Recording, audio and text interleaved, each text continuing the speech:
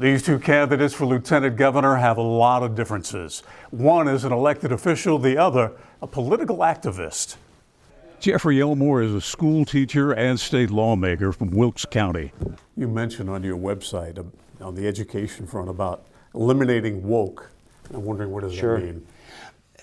I think there's concerns with the role of schools right now. We are not the children's parents, and we have to be very careful crossing that line where the schools are pushing a social agenda. Have you seen an agenda being pushed in school? In my area, no, but I'm from a very rural area of North Carolina. Some of our urban systems, I've seen some things that would concern me, especially with sex ed with younger children. Peter Boykin is a security officer and longtime political activist from Alamance County. What is it that you would want to champion if you were to win?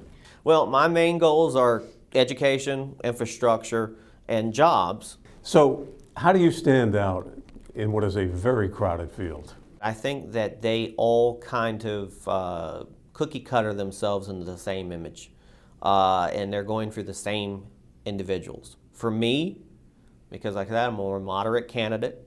It doesn't mean I'm a Democrat or anything like that. I'm not a rhino. I'm definitely a Republican. I'm a Lincoln Republican. Boykin has run for the North Carolina House, both in Guilford as well as Alamance counties, without success. He's an avid supporter of Donald Trump and founded a group called Gays for Trump. Are you still involved with Gays for Trump? You were the head of that organization. Yeah, I mean it's a group of LGBT people who support Donald Trump, and then I still admin some of the groups and everything. But it's not solely what I do. Elmore has 12 years of experience in the North Carolina House and held the important role of budget writer this past year. Is there an issue in particular that you would want to champion if you were the lieutenant governor of the state? I feel like workforce is critical right now. We've done real well in the state legislature to make sure that we have a growing economy in North Carolina. Now we need to back it up with a strong workforce. How do you like your chances in this race? I feel good. It's kind of like going to Baskin-Robbins. There's all sorts of different flavors of ice cream. Some are Rocky Road, some are Nutty Buddy. I think my message may be a little vanilla. Why do you say your message is vanilla?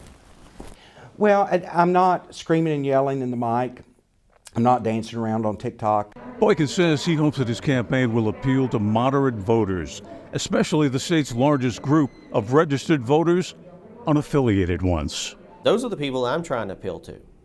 The moderate type Republicans, the reasonable Republicans, the reasonable Democrats, and the unaffiliated voters. So what do you offer them? I mean, offer them that I'm trying to stay away from the extreme topics. I'm not a social conservative. I'm not a radical liberal. In all, there are 11 candidates, all running in the GOP primary for lieutenant governor.